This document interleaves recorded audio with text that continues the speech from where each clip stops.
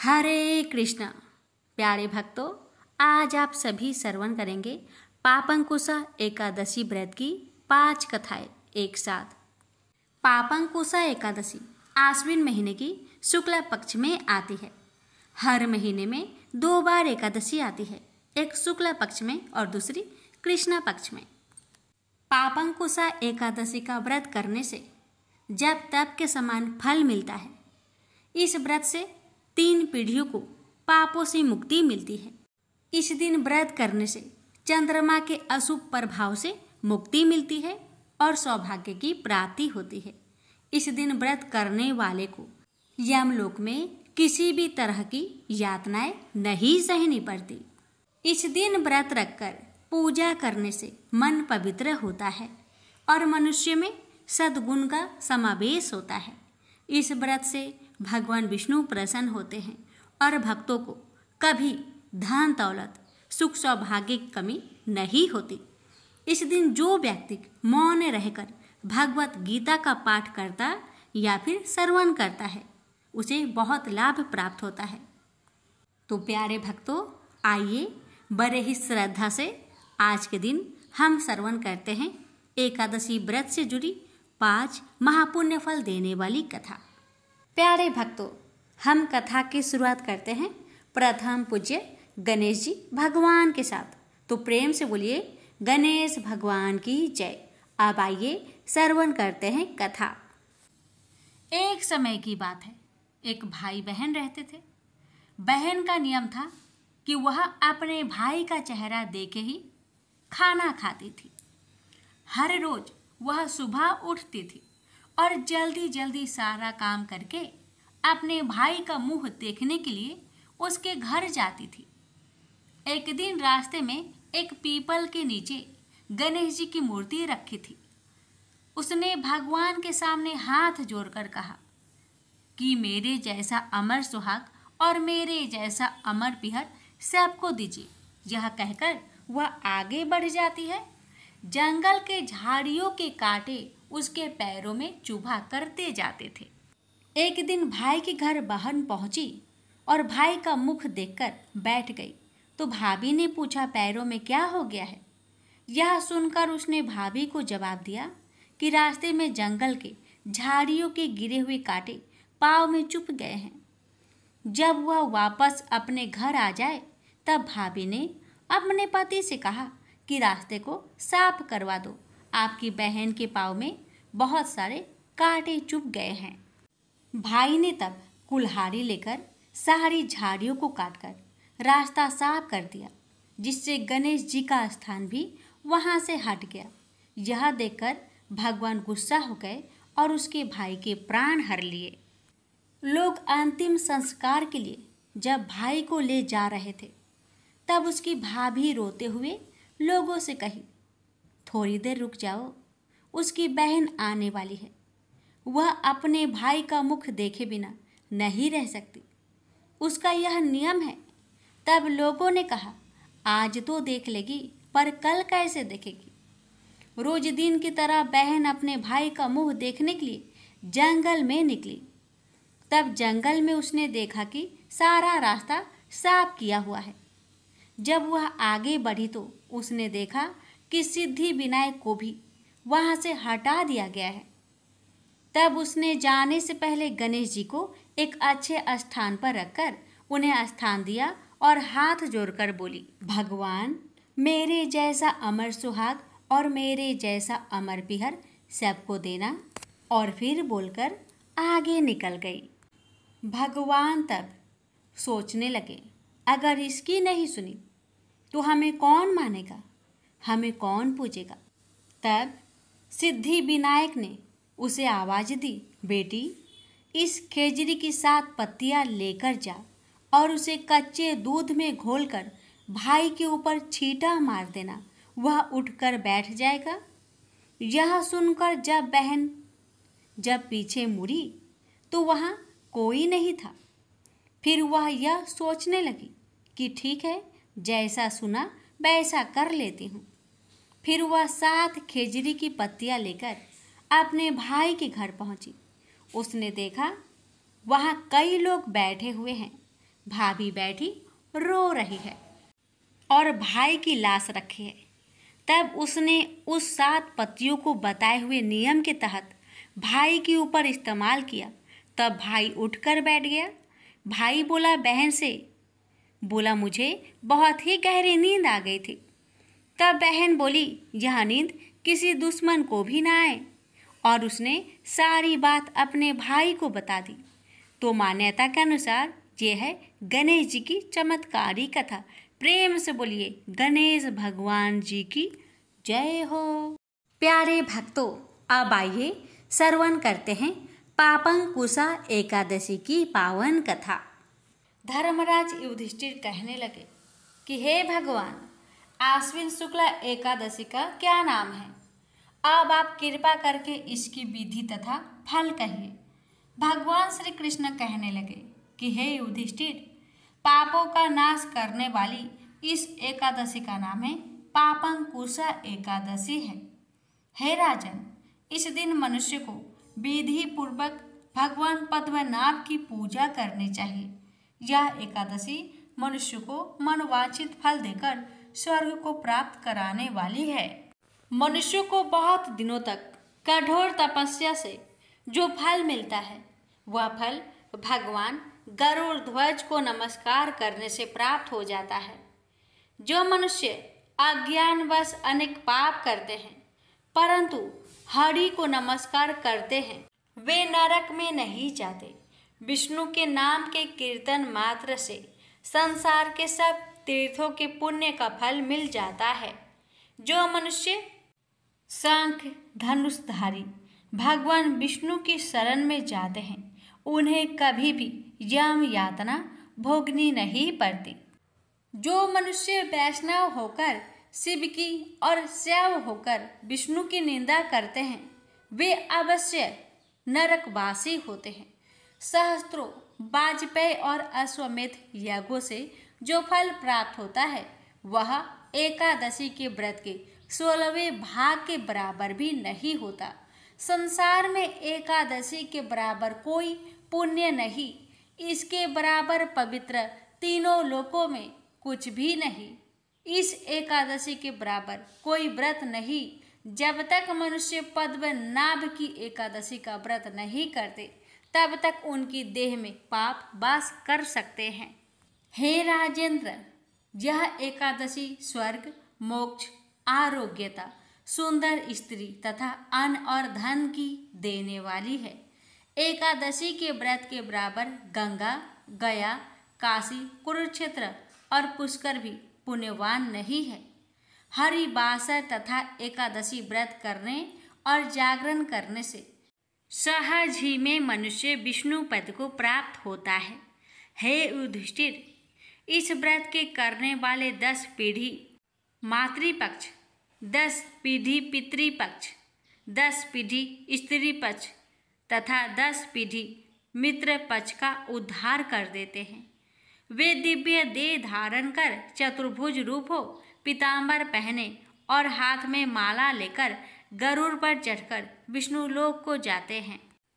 हे निरुपोतम, बाल्यावस्था, युवावस्था और वृद्धावस्था में इस व्रत को करने से पापी मनुष्य भी दुर्गति को प्राप्त न होकर सतगति को प्राप्त होता है।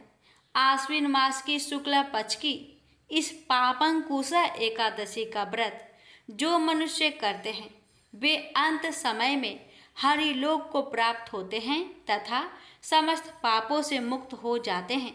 सोना, तिल, भूमि, गौ, अन्न, जल, छत्री तथा जूती दान करने से मनुष्य यमराज को नहीं देखता। जो मनुष्य किसी प्रकार के पुण्य कर्म किए बिना जीवन के दिन व्यतीत करता है, वह लोहार की भट्टी की तरह सांस लेता हुआ निर्जीव के समान ही है। निर्धन मनुष्य को भी अपनी शक्ति के अनुसार दान करना चाहिए तथा धन वालों को सरोवर, बाग, मकान आदि बनवाकर दान करना चाहिए। ऐसे मनुष्य को यम का द्वार नहीं देखना पड़ता तथा संसार में दीर्घ आयु होकर धनाढ्य, कुलीन और रोग रहित रहते हैं। भगवान श्री कृष्ण ने कहा, हे राजन, जो आपने मुझसे पूछा वह सब मैंने आपको बतलाया। अब आपकी और क्या सुनने की इच्छा है? प्रेम से बोली विष्णु भगवान की जय। प्यारे भक्तों, अब आप श्रवण करेंगे विष्णु भगवान की पावन कथा। इस कथा को जो भी भक्त श्रद्धा भक्ति से श्रवण करता है उसे विष्णु धाम की प्राप्ति होती है। अजामिल एक सदाचारी ब्राह्मण था। वह कन्याकुब्ज प्रदेश में रहता था। बड़े ही श्रद्धा से इस कथा का श्रवण करते हैं। बहुत ही सदाचारी तथा मनोनित्य कर्म करने वाला था। दुर्योग से एक बार वह किसी दासी के प्रेम में पड़ गया और उसे अपनी पत्नी बनाकर रहने लगा। उसकी कुसंगति के कारण उसके विचार दूषित हो गए और दुष्कर्मों से वह अपनी जीविका चलाने लगा। वह लूटपाट तथा हत्या जैसे बुरे कार्य में हमेशा लगा रहता था। दासी से इसके 10 पुत्र थे। उनमें से सबसे छोटे पुत्र से उसे बड़ा मोह था। उसका नाम उसने नारायण रखा था। अक्सर वह उसे हमेशा नारायण नारायण कहकर पुकारता था।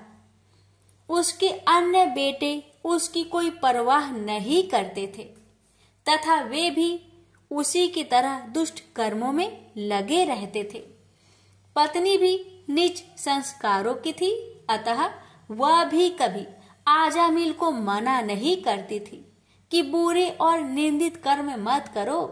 अच्छे और भले कर्मों से जो उपार्जित करोगे उसी में रूखा सूखा खाकर जैसा भी होगा हम अपना तथा अपने परिवार का भरण पोषण कर लेंगे। पत्नी तथा अन्य संतानों की तरफ से निंदित कर्मों का बढ़ावा देने के कारण आजामिल और भी बुरे कर्मों में लगा रहा। चोरी, झूठ, लूटपाट तथा हत्या जैसे जघन्य कर्मों के साथ वह मद्यपान भी अधिक करने लगा, जिससे उसका स्वास्थ्य भी खराब हो गया। एक बार वह बहुत बीमार पड़ा। उसकी सेवा के लिए कोई भी न आता था। अब उसे पता लगा कि जिनके भरण पोषण के लिए वह निंदित कर्म करता रहा, वही लोग अब उसे पूछते तक नहीं। बीमारी के कारण वह अशक्त होकर खाट पर ही पड़ा रहता था। उसमें स्वयं उठने बैठने तथा चलने फिरने की शक्ति भी न रही। छोटा बेटा नारायण ही उसकी पुकार सुनकर उसके पास आता और उसकी बात सुनता था, इसलिए वह हमेशा उसको ही नारायण नाम लेकर पुकारता था। उसको असाध्य रोग हो गया था। एक दिन उसे जब आभास हुआ कि अब वह नहीं बचेगा और उसका प्राण हो जाएगा, तो व्याकुल होकर वह अपने छोटे पुत्र को नारायण नारायण कहकर पुकारने लगा।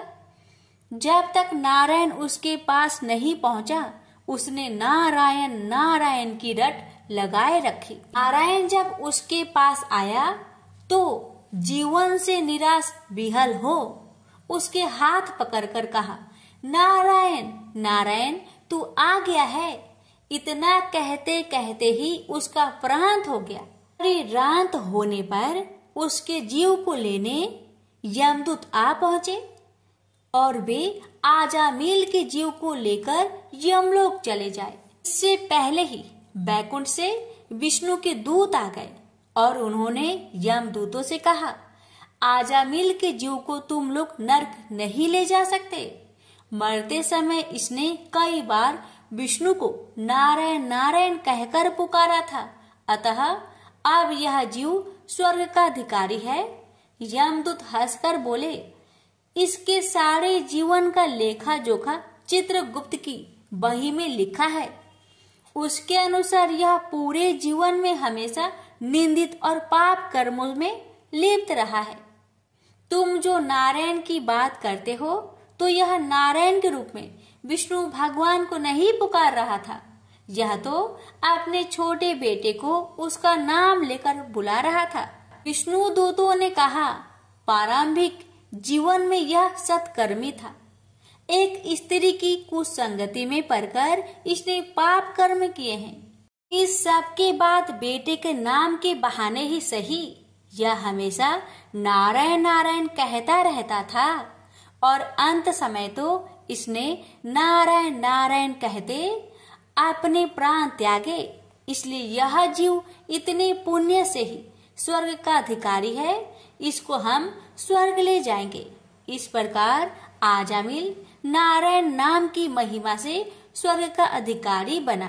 तो प्रेम से बोलिए जय श्री हरि। हे लक्ष्मी नारायण, आपकी कथा कहने वाले, सुनने वाले, हुक्कार भरने वाले सभी भक्तों पर अपनी कृपा सदा सर्वदा बनाए रखिएगा।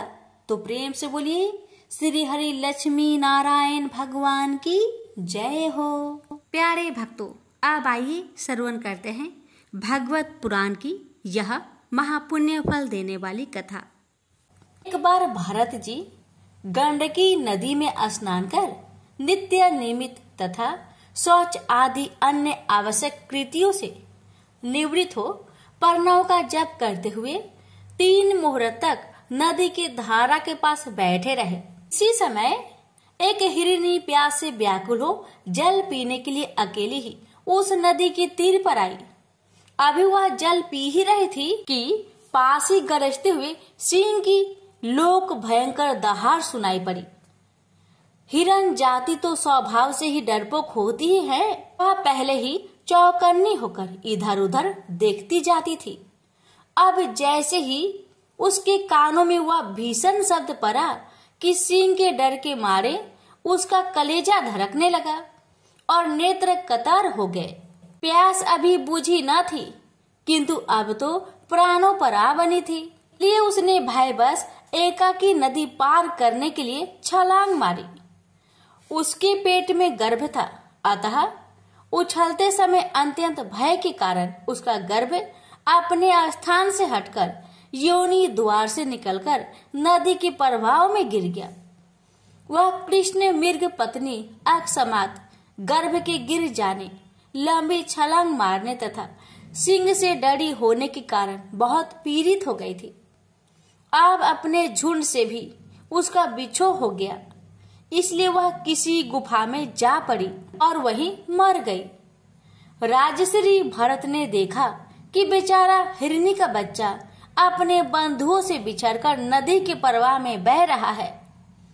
उसे उस पर दया आ गई। वे आत्मीय के समान उस मात्रहीन बच्चे को अपने आश्रम पर ले आए। उस मृग छौने के प्रति भारत जी का ममता उत्तरोत्तर बढ़ती ही गई। वे नित्य उसके खाने पीने का प्रबंध करने, व्याघ्र दी से बचाने, लार लड़ाने और पुचकारने आदि की चिंता में ही डूबे रहने लगे। कुछ ही दिनों में उनके यम नियम और भागवत पूजा आदि आवश्यक कृत्य एक एक करके छूटने लगे और अंत में सभी छूट गए। उन्हें ऐसा विचार रहने लगा, आहो कैसे खेद की बात है, इस बेचारे दीन मृग छौने को काल चक्र के बेग ने अपने झुंड, सुहद और बंधुओं से दूर करके मेरी शरण में पहुंचा दिया है। यह मुझे ही अपना माता पिता, भाई, बंधु और यूं थके साथी संगी समझता है। इसे मेरे सिवा और किसी का पता नहीं है और मुझ में इसका विश्वास भी बहुत है। मैं भी शरणागत की उपेक्षा करने में जो दोष है उन्हें जानता हूँ, इसलिए मुझे आप अपने इस आश्रित का सब प्रकार की दोष बुद्धि छोड़कर अच्छी तरह पालन पोषण और प्यार दुलार करना चाहिए। निश्चय ही शांत स्वभाव और दोनों की रक्षा करने वाले परोपकारी सज्जन ऐसे शरणागत की रक्षा के लिए अपने बड़े से बड़े स्वार्थ की भी परवाह नहीं करते। इस प्रकार उस हिरण के बच्चे में आसक्ति बढ़ जाने से बैठते, सोते, टहलते, टहरते और भोजन करते समय भी उनका चित्त उनके स्नेह पास में बंधा रहता। जब उन्हें कुश, पुष्प, समिधा, पत्र और फल मूलादि लाने होते तो भेड़ियों और कुत्ते के भय से उसे भी साथ लेकर ही वन में जाते। मार्ग में जहाँ तहाँ कोमल घास आदि को देखकर मुग्ध भाव से हरिण सावट अटक जाता, तो वे अत्यंत प्रेम पूर्वक हृदय से दयावश उसे अपने कंधे पर चढ़ा लेते। इसी प्रकार कभी गोद में लेकर, कभी छाती से लगाकर उसका दुलार करने में ही उन्हें बड़ा सुख मिलता। नित्य निमित्त कर्मों को करते समय भी राजेश्वर भरत बीच बीच में ओट उठकर उस मृग बालक को देखते, और जब उस पर उनकी दृष्टि पड़ती भी उनकी चित्त को शांति मिलती। उस समय उसके लिए मंगल कामना करते हुए वे कहने लगते, बेटा तेरा सर्वत्र कल्याण हो। कभी यदि वह दिखाई ना देता तो जिसका धन लुट गया हो, उस दिन मनुष्य के समान उनका चित्त अत्यंत उद्गन हो जाता, और फिर वे उस हरिण के बच्चे के विरह से व्याकुल एवं संतप्त हो करुणावश अत्यंत उत्कंठित एवं मोहविष्ट हो जाते तथा शोक मगन होकर इस प्रकार कहने लगते, हो कहा जाए वह मात्रहीन दीन मृग शावक दुष्ट बहेलियों की सी बुद्धि वाले मुझ पुण्यहीन अनार्य का विश्वास करके और मुझे अपना मानकर मेरे किए हुए अपराधों को सत्पुरुषों के समान भूलकर फिर लौट आएगा। क्या मैं उसे फिर इस आश्रम के उपवन में भगवान की कृपा से सुरक्षित रखकर निर्विघ्न हरे हरे दुबे चरते देखूंगा? ऐसा ना हो तो कि कोई भेड़िया कुत्ता गोल बांधकर विचरने वाले शुकर आदि अथवा अकेले घूमने वाले व्याघ आदि ही उसे खा जाए। अरे संपूर्ण जगत की कुशल के लिए प्रकट होने वाले वेद तरीय रूप भगवान सूर्य अस्त होना चाहते हैं, किंतु अभी तक वह मृगी के धरोहर लौटकर नहीं आई। क्या वह हरिण राजकुमार मुझ पुण्यहीन के पास आकर अपनी भांति भांति के साव कोचित मनोहर एवं दर्शनीय किराओं से अपने स्वजनों का शोक दूर करते हुए मुझे आनंदित करेगा? अहो, जब कभी भी मैं नए कोप से खेल में झूम मुठ समाधि के बहाने आंखें मूंद कर बैठ जाता, तब वह चकित चित्त से मेरे पास आकर जल बिंदु के समान कोमल और नन्हे नन्हे सिंघों की नोक से किस प्रकार मेरे अंगों को खुजलाने लगता था। मैं कभी कुशों पर हवन सामग्री रख देता और वह उन्हें दांतों से खींचकर अपवित्र कर देता, तो मेरे डांटने पर वह अत्यंत भयभीत होकर उसी समय सारी उछल कूद छोड़ देता और ऋषि कुमार के समान अपनी समस्त इंद्रियों को रोककर चुपचाप बैठ जाता था। फिर पृथ्वी पर मृग शावक के खूर के चिन्ह देखकर कहने लगते, अहो, इस तपस्विनी धरती ने ऐसा कौन सा तप किया है जो उस अति विनीत कृष्ण सार किशोर के छोटे छोटे सुंदर सुखकारी और सुकोमल खूरों वाले चरणों के चिन्हों से मुझे, जो मैं अपना मृग धन लूट जाने से अत्यंत व्याकुल और दीन हो रहा हूँ, उस द्रव की प्राप्ति का मार्ग दिखा रही है और स्वयं अपने शरीर को भी स्वतंत्र और पद चिन्हों से विभूषित कर स्वर्ग और आप वर्ग के इच्छुक दीजों के लिए यज्ञ स्थल बना रही है। चंद्रमा में मृग का सा श्याम चिन्ह देख उसे अपना ही मृग मानकर कहने लगते, अहो, जिसकी माता सिंह के भय से मर गई थी, आज वही मृग शिशु अपने आश्रम से बिछुड़ गया है। अतः उसे अनाथ देखकर क्या ये दीन वत्सल भगवान नक्षत्रनाथ दयावश उसकी रक्षा कर रहे हैं? फिर उसकी शीतल किरणों से आहादित होकर कहने लगते, अथवा अपने पुत्रों के वियोग रूप दवा नल की विषम ज्वाला से हृदय कमल दग्ध हो जाने के कारण मैंने एक मृग बालक का सहारा लिया था। अब उसके चले जाने से फिर मेरा हृदय जलने लगा है। इसलिए ये अपनी शीतल, शांत, स्नेहपूर्ण और बदन सलील रूपा अमृतमयी किरणों से मुझे शांत कर रहे हैं। राजन, इस प्रकार जिनका पूरा होना सर्वथा असंभव था, उन विविध मनोरथों से भरत का चित्त व्याकुल रहने लगा। अपने मृग शावक के रूप में प्रतीत होने वाले प्रावर्धक कर्म के कारण तपस्वी भरत जी भगवदाराधन रूप कर्म एवं योग अनुष्ठानों से च्युत हो गए। नहीं तो जिन्होंने मोक्ष मार्ग में साक्षात विघ्न रूप समझकर अपने ही हृदय से उत्पन्न दुस्तज्य पुत्र आदि की भी त्याग दिया था, उन्हीं की अन्य जातीय हिरणी शिशु में ऐसी आसक्ति कैसे हो सकती थी। इस प्रकार राजश्री भारत विघ्नों के वशीभूत होकर योग साधन से भ्रष्ट हो गए और उस मृग छौने के पालन पोषण और लार प्यार में ही लगे रहकर आत्मा स्वरूप को भूल गए। इसी समय जिसका टलना अत्यंत कठिन है, वह प्रबल वेगशाली कराल काल चूहे के बिल में जैसे सर्प घुस आए, उसी प्रकार उनके सिर पर चढ़ आया। उस समय भी वह हरिण शावक उनके पास बैठा पुत्र के समान शोकातुर हो रहा था। वे उसे इस स्थिति में देख रहे थे और उनका चित्त उसी में लगा रहता था। इस प्रकार की आसक्ति में ही मृग के साथ उनका शरीर भी टूट गया। तदंतर उन्हें अंतकाल की भावनाओं के अनुसार अन्य साधारण पुरुषों के समान मृग शरीर ही मिला, किंतु उनकी साधना पूरी थी। इससे उनकी पूर्व जन्म की स्मृति नष्ट नहीं हुई। उस योनि में भी पूर्व जन्म की भगवत राधन के प्रभाव से अपने मृग रूप होने का कारण जानकर वे अत्यंत पश्चाताप करते हुए कहने लगे, अहो बड़े खेद की बात है, मैं संयमशील महाअनुभावों मार्ग से पतित हो गया। मैंने तो धैर्य पूर्वक सर्व प्रकार की आसक्ति छोड़कर एकांत और पवित्र वन का आश्रय लिया था।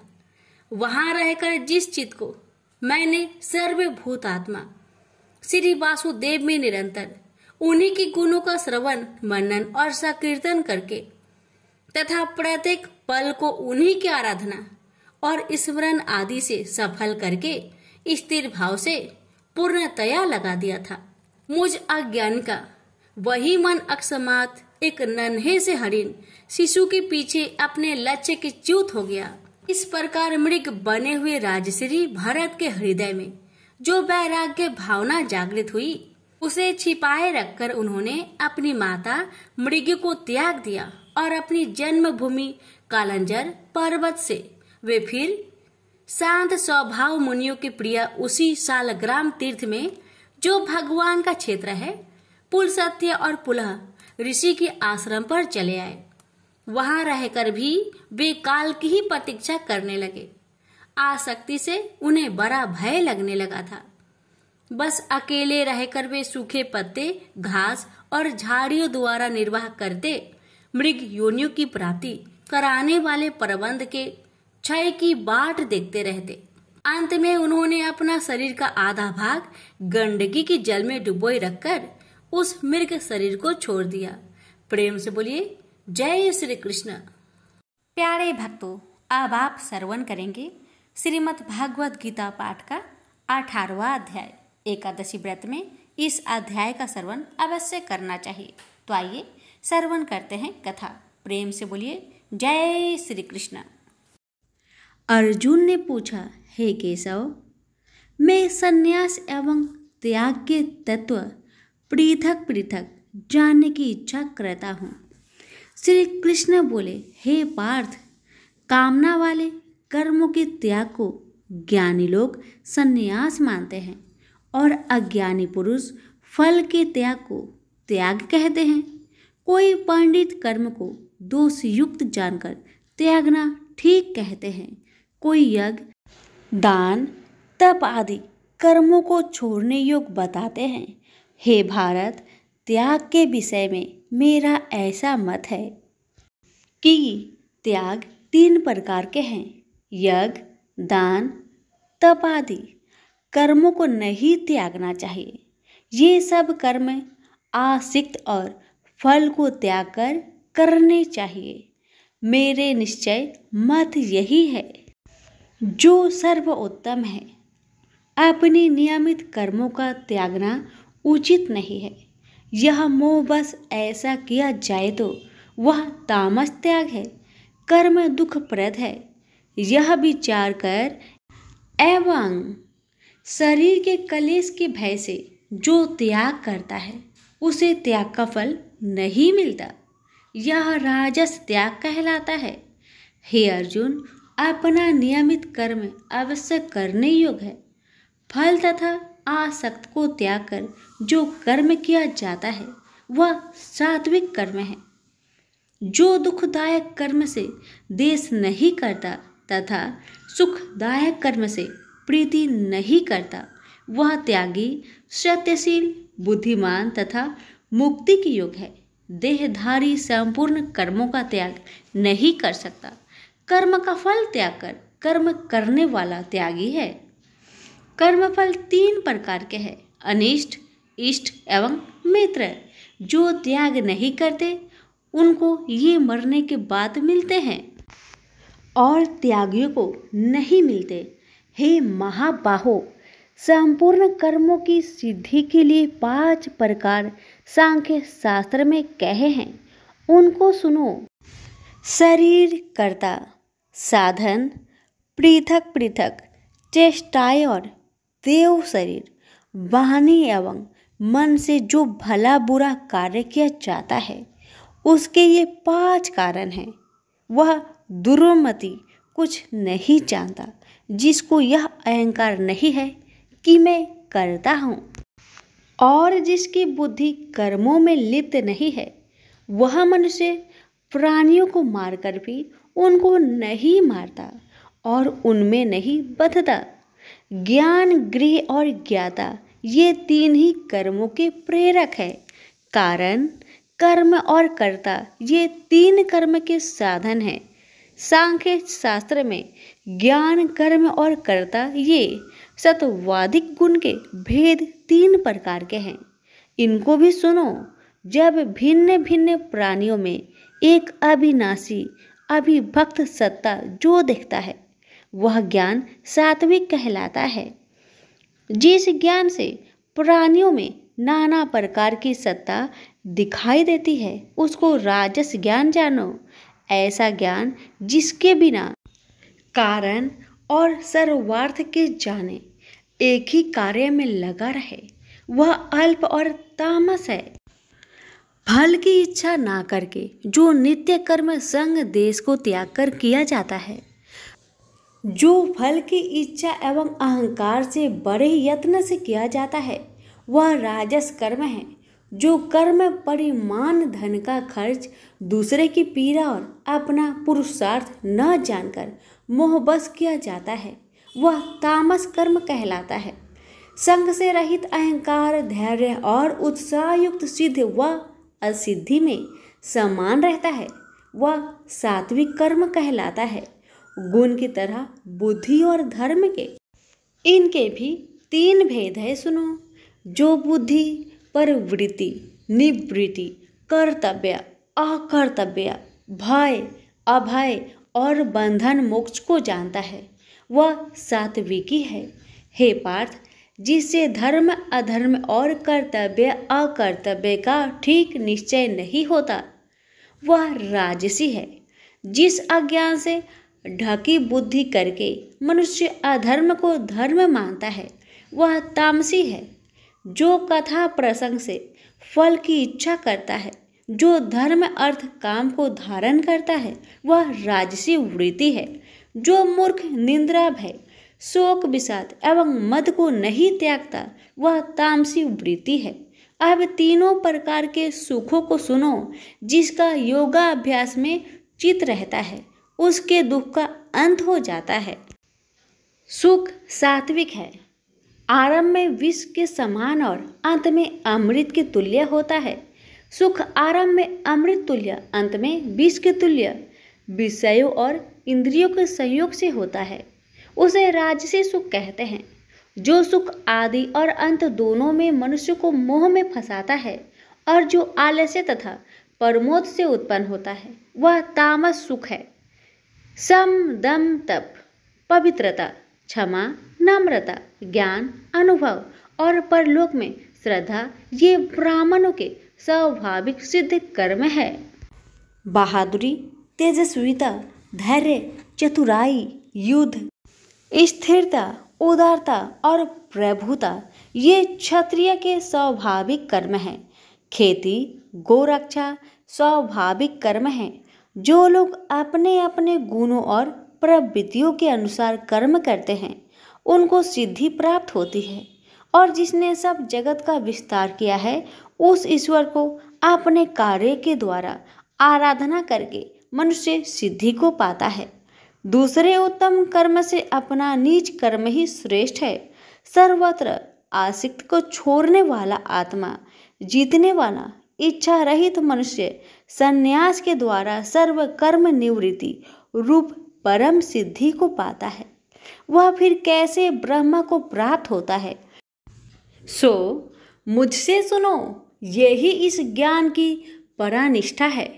शुद्ध बुद्धि से युक्त होकर धृति द्वारा इस मन को बस में लगाकर शब्द आदि विषयों को छोड़कर राग देश से रहित होकर एकांत में रहने वाला, मिताहारी, वाणी और मन को जीतने वाला, नित्य ध्यान युक्त और वैराग्य, अहंकार, बल, घमंड, काम, क्रोध तथा परिग्रह छोड़कर ममताहीन और शांत मनुष्य ब्रह्म भाव के योग होता है।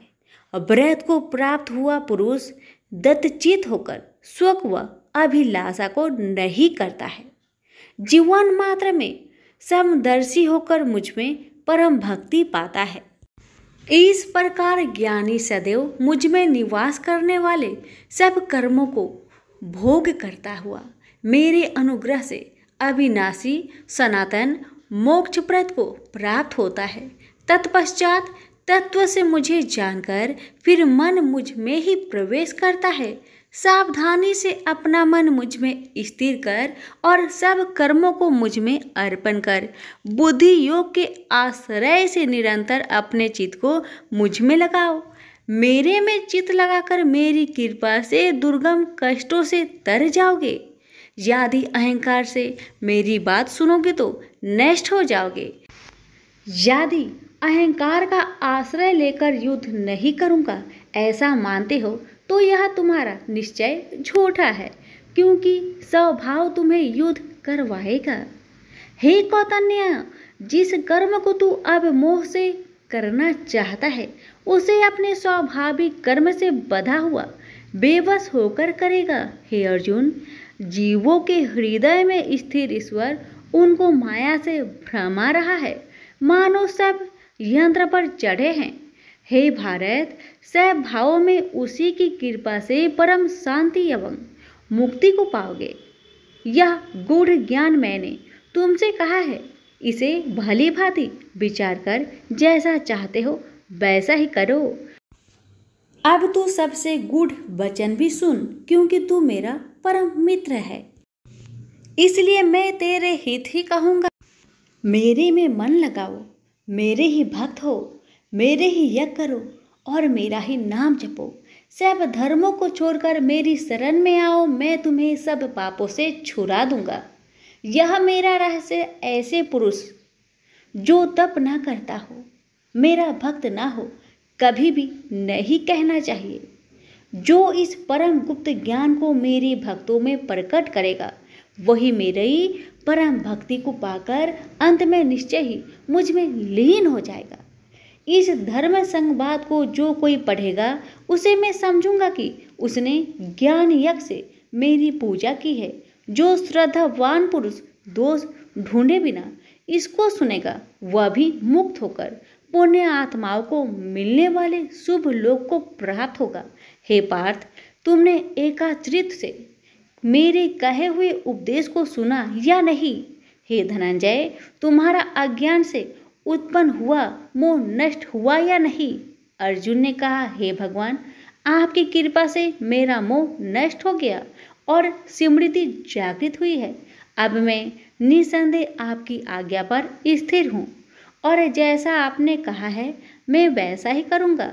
संजय बोले, हे धृतराष्ट्र, मैंने महात्मा वासुदेव और अर्जुन का यह प्रेरणा देने वाला अद्भुत संवाद सुनाया व्यास जी की कृपा से। साक्षात योगेश्वर श्री कृष्ण जी के मुख से इस परम गुहा संवाद को मैंने सुना। हे राजन, श्री कृष्ण और अर्जुन के इस अद्भुत पुण्य कारक संवाद को स्मरण करके मन बार बार प्रसन्न होता है। श्री कृष्ण भगवान के उस अद्भुत रूप को स्मरण करके मुझे बड़ा ही विस्मय होता है। हे राजन, मैं बारंबार प्रसन्न होता हूँ। मेरी ऐसा धारणा है कि जहाँ योगेश्वर भगवान श्री कृष्ण हैं और जहाँ पार्थ जैसा धनुर्धर है, वही राजलक्ष्मी, विजय, ऐश्वर्य और अटल नीति है। सभी प्रेम से बोलिए श्री कृष्ण भगवान की जय हो।